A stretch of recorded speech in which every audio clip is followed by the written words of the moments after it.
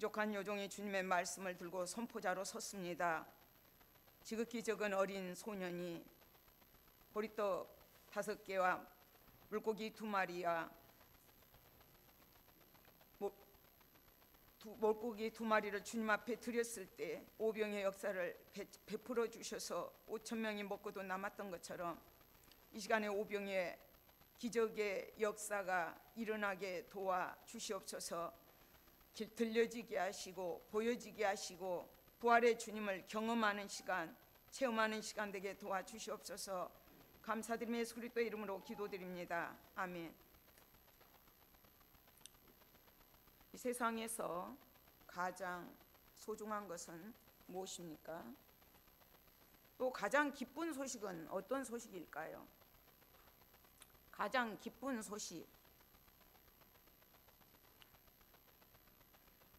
성경에서는 복음이라고 말씀합니다. 복음 중에 복음은 예수 구원하신다. 이 세상에서 가장 슬픈 소식은 무엇일까요? 가장 아픈 소식은 무엇일까요? 가장 안타까운 소식은 무엇일까요?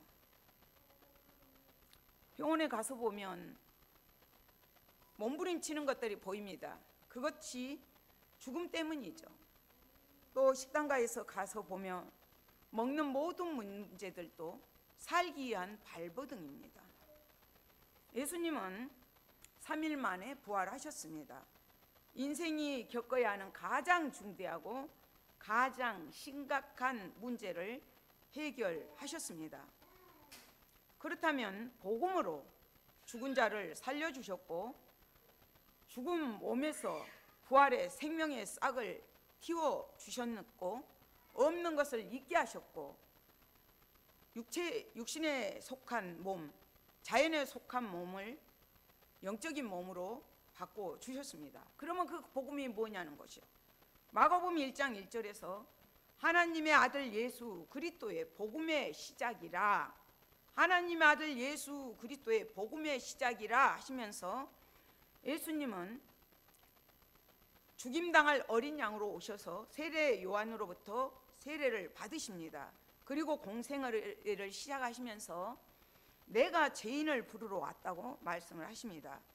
그러면서 갈릴리 사역을 시작하셔요. 갈릴리 전도 사역을 하시면서 제자들을 부르시고 병든 자 아픈 자들을 고쳐 주십니다. 그들의 친구가 되어 주십니다. 예수님은 나사렛 회당에서 이사야 글을 설교하시면서 이렇게 말씀하십니다. 주의 성령이 내게 임하셨으니 이는 가난한 자에게 복음을 전하게 하시려고 내게 기름을 부으시고 나를 보내사 포로된 자에게 자유를, 눈먼 자에게 다시 보게 함을 전파하며 눌린 자를 자유롭게 하고 주의 은혜의 해를 전파하려 하심이라. 가난한 자에게 복음을 전하기 하기 위해서 기름을 부으시고 포로된 자에게 자유를, 죄의 죽음에 매여 있는 자들을 자유하기 위해서 눈먼 자들에게 다시 보게 하며 눌린 자를 자유롭게 하고 주의 은혜를 전파하려 하심이라. 이것이 복음입니다. 예수님이 복음이시고 예수님이 굿뉴스이고 예수님이 기쁨의 소식입니다. 사람들은 이 죽음의 문제 때문에 발버둥을 칩니다. 그러나 우리 믿는 자에게는 예수 그리스도로 말미암아 새 생명의 길이 열렸습니다. 예수님 십자가 위에서 다 이루었다. 모든 언약의 성취를 이루셨습니다. 죄와 죽음에 눌려있던 자들이 해방을 누리는 역사가 임했던 거죠. 성소 2장이 찢어지면서 막혔던 길이 열려서 하늘 가는 길이, 새로운 길이, 생명의 길이, 부활로 가는 길이 열렸습니다. 다 이루었다. 마침표가 아니라고 지난번에 말씀드렸죠. 쉼표고 손표다. 이제는 예수의 숨으로, 성령의 숨으로 우리가 살 것을 말씀하신 것입니다.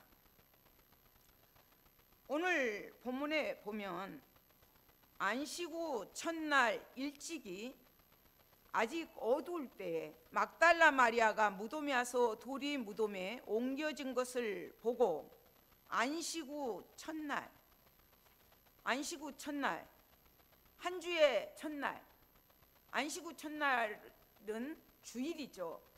예배 공동체에 모이는 날입니다. 주님이 부활하신 날.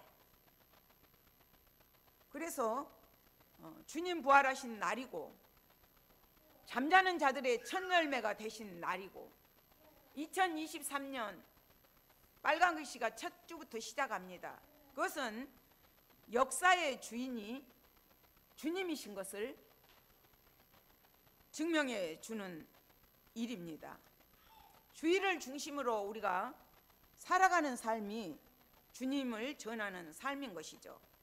안식 후 첫날 일찍이 아직 어두울 때에 막달라 마리아가 무덤에 와서 돌이 무덤에서 옮겨진 것을 보고 놀라는 사건입니다. 막달라 마리아는 어떤 여자인가? 7 귀신이 들렸다가 주님께로부터 고침을 받았습니다. 하나님의 나라를 선포하고 예수님 전도하러 다니실 때 자기 소유로 가지고 예수님을 공개하고 제자들을 공개했습니다. 그리고 십자가에서 제자들은 무서워서 뿔뿔이 다 흩어져 버렸는데, 막달라 마리아와 야고보의 어머니와 살로메, 요한나라고 하는데 세 여자들은 끝까지 십자가 밑에까지 따라갔습니다. 그리고 시신이 지금 옮겨진 이 무덤까지 그 향품을 바르기 위해서 깜깜한 그 새벽에 일찍이 이곳까지 찾아왔습니다. 이게 굉장히 무모한 짓이에요. 예수님을 이제 그 다음 날이 안식일이기 때문에 장례를 어떻게 보면 대강대강해서 치른 겁니다. 오후 3시에 숨지시고 안식일이 그 다음이기 때문에, 그래서 절차를 못 밟고 돌아가셨기 때문에, 장례를 못 치르고 하셨기 때문에 이 여인들이 그 시신에다 향품이라도 바르기 위해서 찾아갔습니다. 그런데 무덤이 비어 있는 거예요. 돌이 옮겨져 있는 거예요. 다른 복음서에서 보면 누가 우리를 위하여 돌을 굴려주리요, 누가 우리를 위해서 그 돌을 굴려주리요, 다 이 향품이라도 발라드리겠다는 그 뜨거운 마음, 뜨거운 사랑을 가지고 그까지 찾아갔는데, 돌이 막혀 있고 그 돌을 어느 정도 임병을 해버리냐면 시멘트로 다 발라버립니다. 굵은 돌을 갖다가 막았고 그걸 발라서 임봉해버립니다. 왜 그러냐면 제사장과 서기관들이 빌라도에게 찾아가서 저들이 3일 만에 시신을 훔쳐가고 다시 살았다 할까봐 그렇게 하자 해서 경비병들이 엄하게 지키고 있는 그런 상황입니다. 그곳에까지 갔고 보니까 무덤이 비어 있는 거죠. 그래서 시몬 베드로와 예수께서 사랑하시던 그 다른 제자에게 어디 두었는지 달려가서 말하되, 사람들이 주님을 무덤에서 가져다가 어디 두었는지 우리가 알지 못하겠나이다. 시몬 베드로, 그리고 예수께서 사랑하시던 그 다른 제자는 바로 사도 요한입니다. 사도 요한은 요한복음에서 다른 곳에서도 예수께서 사랑하시는 제자, 사랑하신 제자, 이것을 강조합니다. 그렇게 본다면 막달라 마리아도 7 귀신이 들려서 살아갈 때 사는 게 아니죠. 시신처럼 걸어 다니지만 전혀 자기의 의지대로 아무것도 할 수 없는 그런 상황이에요. 그런 상황에서 예수님이 고쳐주셨기 때문에 그 주님만을 사랑하는 그 마음이 뜨거웠고, 요한 역시도 하나님의 사랑을 담뿍 받았다는 것을 누누이 전하고 있습니다. 그리고 나서 베드로와 그 요한에게 무덤을 이렇게 됐다고 알리는 거죠. 사람들이 주님을 무덤에서 가져다가 어디 두었는지 우리가 알지 못하겠나이다. 빈 무덤이니까 이거는 당연히 기뻐하고 즐거워하고, 이거는 정말로 기쁨 중에 기쁜 소식인데 마리아는 그것을 그렇게 받아들이지 못합니다. 너무나 사람이 큰 절망 중에 있다 보면, 큰 문제 앞에 놓이게 되면 영적 분별력이 흐려집니다. 그래서 베드로와 그 다른 제자가 나가서 무덤으로 갈새 둘이 같이 다름질하더니 그 다른 제자가 베드로보다 더 빨리 달려가서 먼저 무덤에 이르러 구부려 세마포 놓인 것을 보았으나 들어가지는 아니하였더니, 베드로는 최고 연장자예요. 나이가 많기도 하고 또 성격이 되게 급해요. 달려가기는 달려갔는데 사도 요한은 나이가 제일 어립니다. 그러니까 달려갈 때는 빨리 달려갔는데 베드로는 성격이 급하거든요. 그러니까 무덤 속으로 쑥 들어갑니다.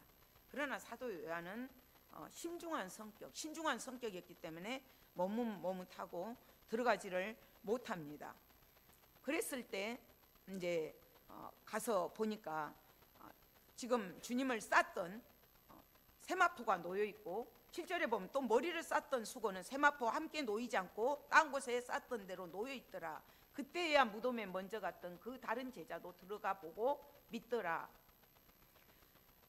세마포가 어떻게 쌓였냐면, 우리가 그 병원 가면 붕대로 머리 싸듯이 그대로 있다는 거예요. 우리가 수건 접듯이 택해 있는 것이 아니라 이렇게 붕괴가 둘려진 채로 예수님이 그냥 몸만 빠져나오시고 그대로 있는 그 모습을 본 거예요.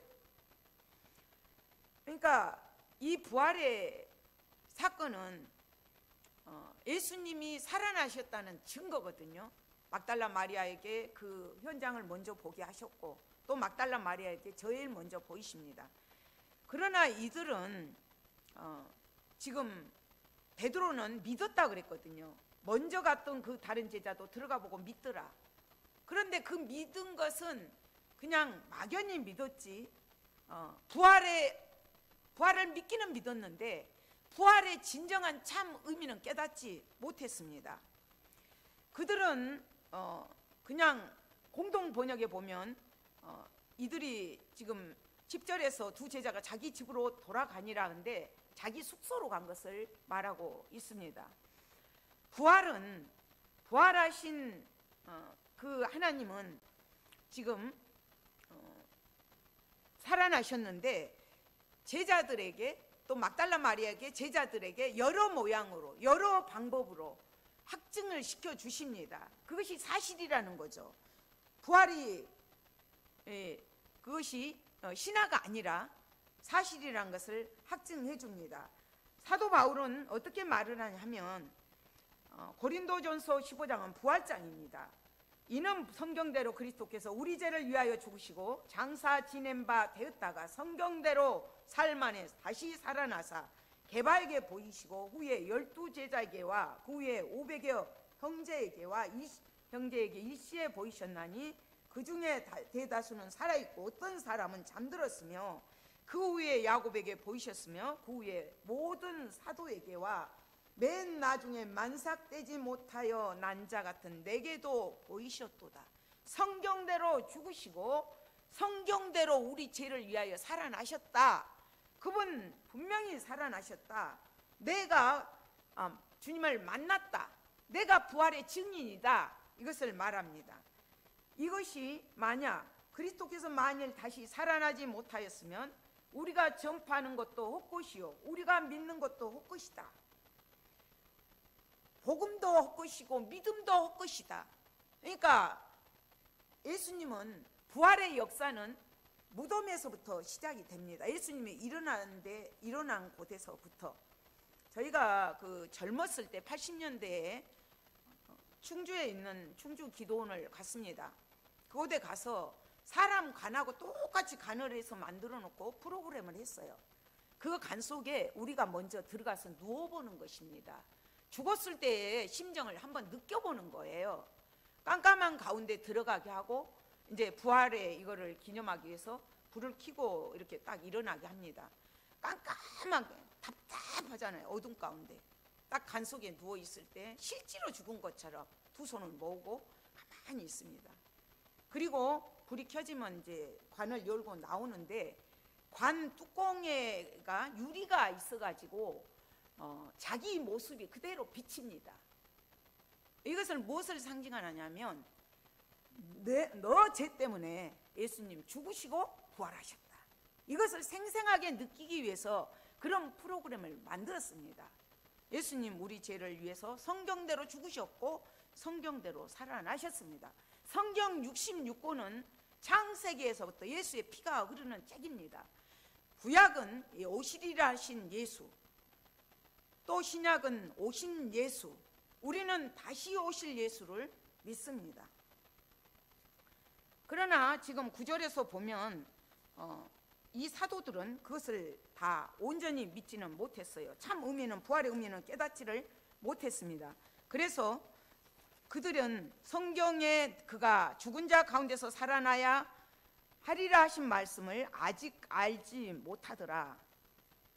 부활하신 하나님의 아들은 말씀대로 죽으시고 말씀대로 살아나셨습니다. 그분은 바로 말씀이시고 복음이시고 그 복음 자체이시고 진리고 생명이십니다. 참 복음의 사실은 믿기는 믿었지만 부활의 참 의미는 깨닫지 못하고 얼마나 그 답답한 마음으로 숙소로 돌아가는 내용입니다. 예수님께서도 그들 이렇게 말씀하십니다. 부활하셔서 제자들에게 누가복음 24장에 나타나셔서 내가 너희와 함께 있을 때에 너희에게 말한 바 곧 모세의 율법과 선지자들의 글과 시편의 나를 가리켜 기록된 모든 것이 이루어져야 한 말이 이것이라 하시고 이에 그들의 마음을 열어 성경을 깨닫게 하시고 또 이르시되 이같이 그리스도가 고난을 받고 제3일 만에 죽은 자 가운데서 살아날 것과 또 그의 이름으로 제3을 받게 하는 회개가 예루살렘에서 시작하여 모든 족속에게 전파될 것이 기록되었으되 너희는 이 모든 일의 증인이라. 너희는 이 모든 일의 증인이라. 그분이 예수님이 모세의 율법, 선지자의 글, 시편에 기록했 글이 나를 가리켰다 하시면서 예수님이 고난을 받고 다시 살아날 것을 말씀하셨다고 말씀하십니다. 그러면서 그들의 마음을 열어서 성경을 깨닫게 해 주십니다. 그랬을 때 그들이 제3을 받고 예루살렘에서 시작해서 모든 족속에게 복음을 전파합니다. 성령 세례를 받고 나서 성령 충만하게 되니까 그들이 나가서 예수는 살아나셨다, 예수 다시 사셨다 전하는 것이죠. 외치는 것이죠. 그래서 너희는 이 모든 일의 증인이다. 내 아버지께서 약속하신 것을 너희에게 보내리니 너희는 위로부터 능력을 입혀질 때까지 이 성에 머물라. 기도해라 말씀하십니다. 성령 충만할 때까지.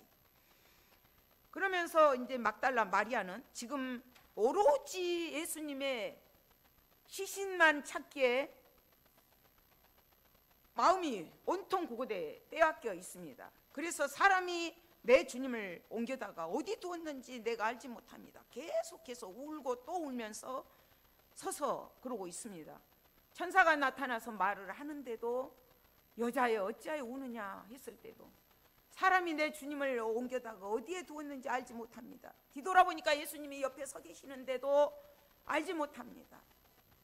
그러면서 예수님께서 여자여 어찌하여 울면 누구를 찾느냐 하는데도 마리아는 그가 동산직인 줄 알고서 주여 당신이 옮겨갔거든 어디 두었는지 내게 이루소서 그리하면 내가 가져가리라.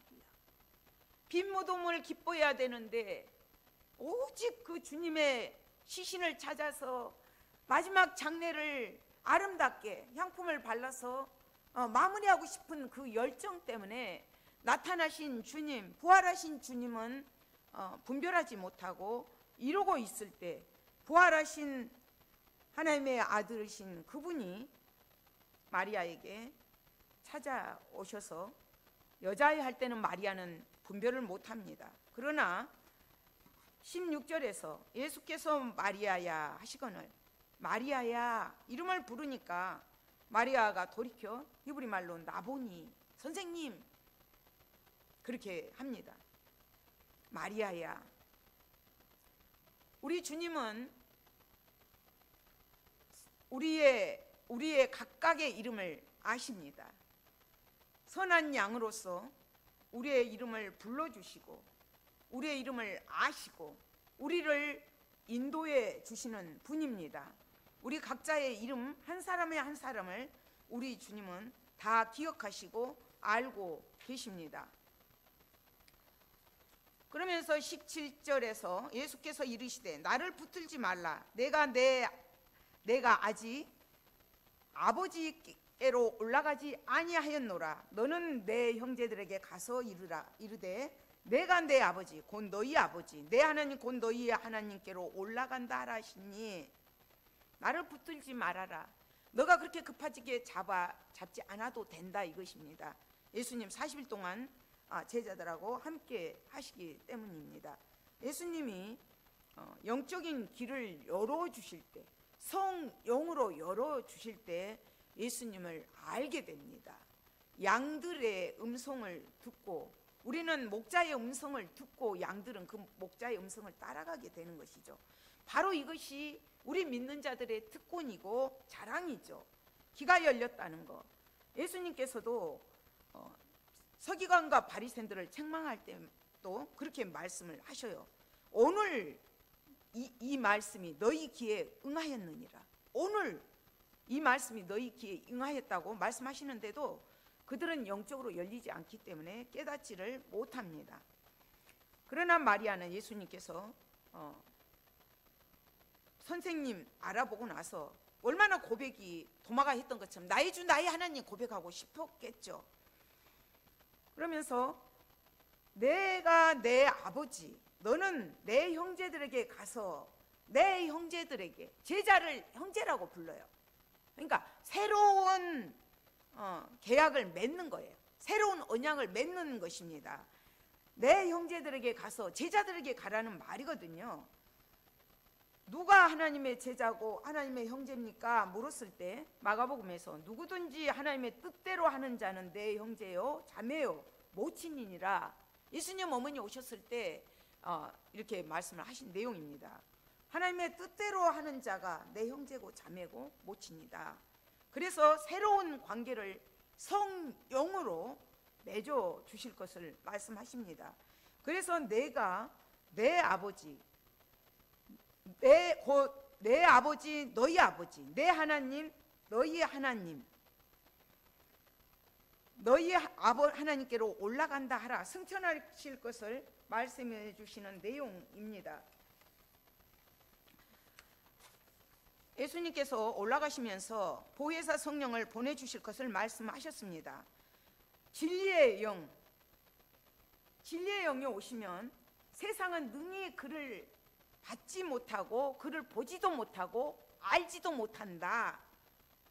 그러나 너희 속에는 함께 내가 있겠다 말씀하셨습니다.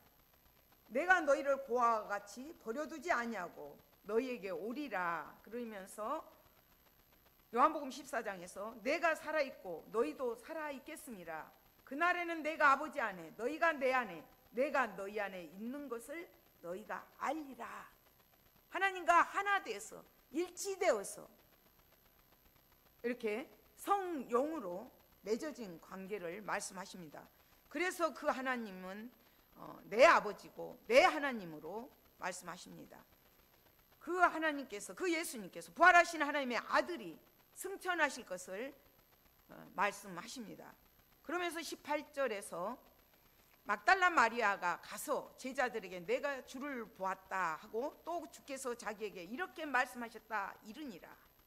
막달라 마리아가 주님을 보고 제자들에게 내가 주를 보았다 하고 또 주께서 자기에게 이렇게 말씀하셨다 이르니라.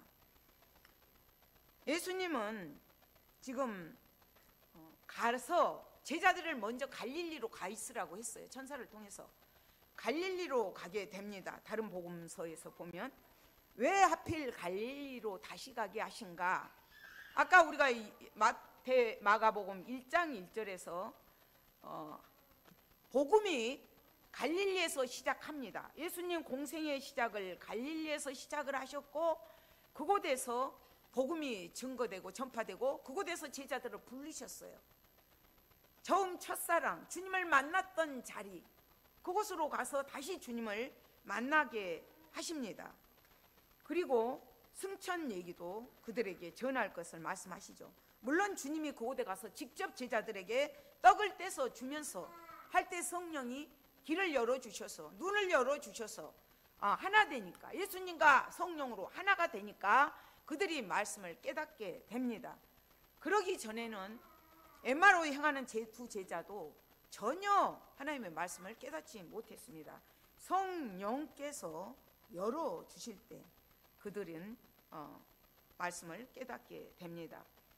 마태복음 28장에 18절에서 20절에서도 예수님 부활하셔서 제자들에게 명령을 하십니다. 하늘과 땅의 모든 권세를 내게 주셨으니 그러므로 너희는 가서 모든 민족을 제자로 삼아 아버지와 아들과 성령의 이름으로 세례를 베풀고 내가 너에게 분부한 모든 것을 가르쳐 지키게 하라. 볼지어라 내가 세상 끝날까지 너희와 항상 함께 있으리라. 너희는 가서 제자를 삼고 세례를 베푸고 분부한 모든 것을 가르쳐 지키게 하라 말씀하셨어요. 예수님이 마가복음의 1장 1절에 복음의 시작을 하실 때 이렇게 제자들에게 똑같이 하셨습니다. 이것을 다시 성령 받은 너희는 이렇게 해야 된다고 말씀하십니다. 사도행전 1장 7절 8절에서도 때와 기한은 아버지께서 자기의 고난에 두셨은즉 너희가 알 바 아니요 오직 성령이 너에게 임하시면 너희가 권능을 받고 예루살렘과 온 유대아 사마리아 땅끝까지 이르러 내 증인이 되리라. 예수님 제자들에게 찾아오셔서 같이 밥을 먹고 생선을 구워서 떡을 떼면서 40일 동안 계시다가 올려 가십니다. 올려 가시면서 갈릴리 사람들이 어찌할 바를 모를 때 갈릴리 사람들아 어찌하여 우느냐 너희가 본 그대로 나는 다시 오시마 약속을 하셨습니다. 그러면서 때와 기한은 알지 아버지께 달렸다. 그 때를 알려고 그 기한을 알려고 하지 말아라.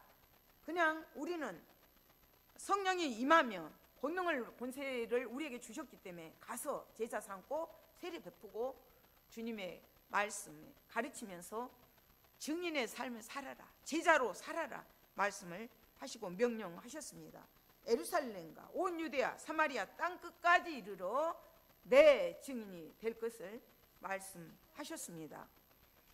그렇다면 우리는 복음의 증인으로 어떻게 살아야 됩니까?